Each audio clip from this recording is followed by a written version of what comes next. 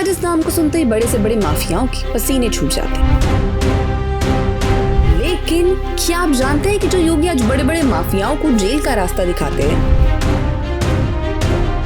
वो खुद सालों पहले 11 दिनों तक गोरखपुर की जेल में बंद रहे थे। देश की सबसे बड़ी पंचायत यानी कि संसद में अचानक एक 35 साल का युवा सांसद खड़ा होता है और सिसक सिसक कर रोने लगता है।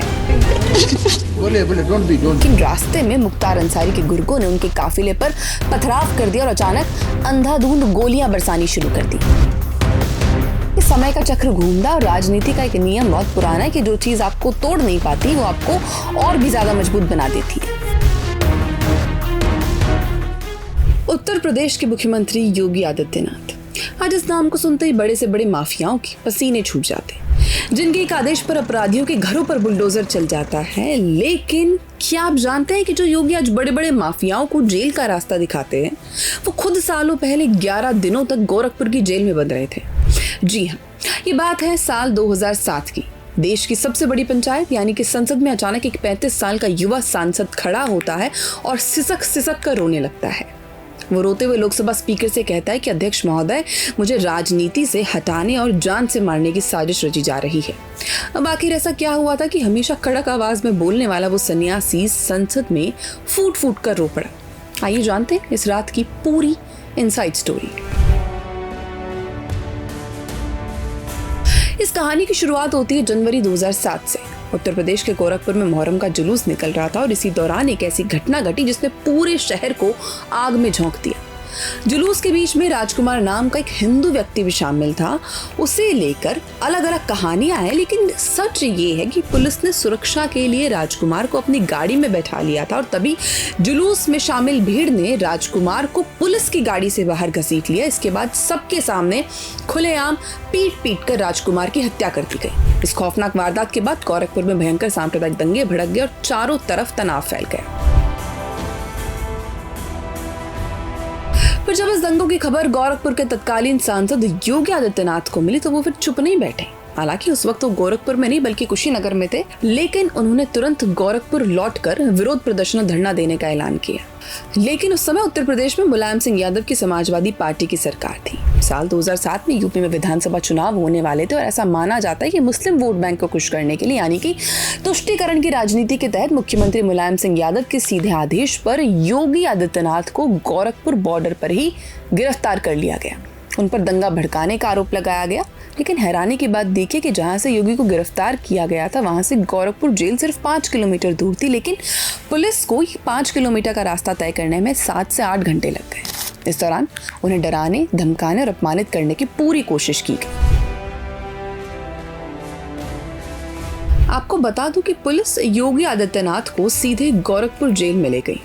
ऊपर से सख्त ऑर्डर थे कि योगी के तेवर ढीले करने हैं। एक सांसद होने के बावजूद उनके साथ अपराधियों जैसा बर्ताव हुआ। कड़कड़ाती ठंड में उन्हें जमीन पर सोने के लिए मजबूर किया गया और सिर्फ एक पतली सी कंबल दी गई ओढ़ने के लिए।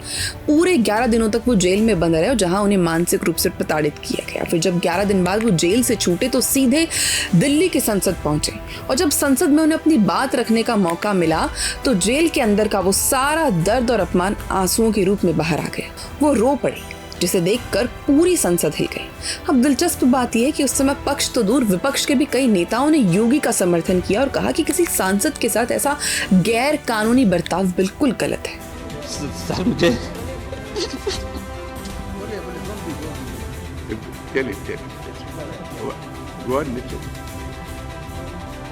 Yogi ji, we all respect you. दरअसल उस दौर में यूपी की राजनीति का एक कड़वा सच ये था कि एक तरफ तो योगी आदित्यनाथ जैसे हिंदूवादी चेहरे को दबाने के लिए सरकार ताकत लगा रही थी, तो वहीं दूसरी तरफ अतीक अहमद और मुख्तार अंसारी जैसे बड़े माफियाओं को सरकार का खुला संरक्षण मिला हुआ था। योगी आदित्यनाथ और मुख्तार अंसारी के बीच 36 का आंकड़ा था। साल 2008 में जब अहमदाबाद बम धमाके के तार यूपी के आजमगढ़ से जुड़े तो योगी आदित्यनाथ ने आतंकवाद के खिलाफ आजमगढ़ में एक बड़ी रैली करने का फैसला किया। वो 100 से ज्यादा गाड़ियों, सैकड़ों मोटरसाइकिल्स के विशाल काफिले के साथ निकले, लेकिन रास्ते में मुख्तार अंसारी के गुर्गों ने उनके काफिले पर पथराव कर दिया और अचानक अंधाधुंध गोलियां बरसानी शुरू कर दी। और निशाना पता है कौन सी गाड़ी थी? वही गाड़ी जिसमें योगी आदित्यनाथ बैठते थे। लेकिन उस दिन एक चमत्कार हुआ। रास्ते में चाय पीने के लिए जब काफिला रुका तो योगी जी ने बिना किसी को बताए अपनी गाड़ी बदल ली थी और इसी वजह से उनकी जान बच गई। लेकिन दुख की बात तो यह है कि इस जानलेवा हमले के बाद भी मुख्तार अंसारी को कोई सजा नहीं मिली, बल्कि उसे इनाम के तौर पर लोकसभा का टिकट दे दिया गया।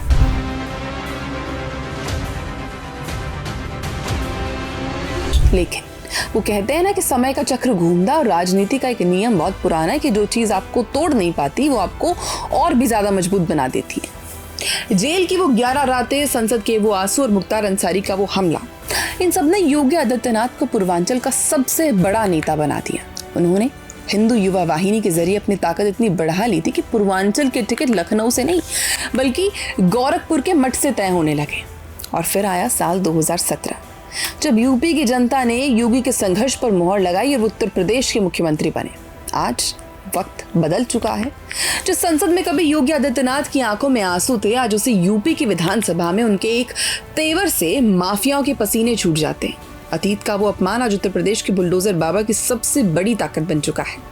अब आपका इस पूरे इनसाइड स्टोरी पर क्या सोचना है, हमें कमेंट में अपनी राय जरूर बताएं और ऐसे वीडियोस के लिए रिपोर्ट भारत को सब्सक्राइब करना न भूलें। जय हिंद, जय भारत।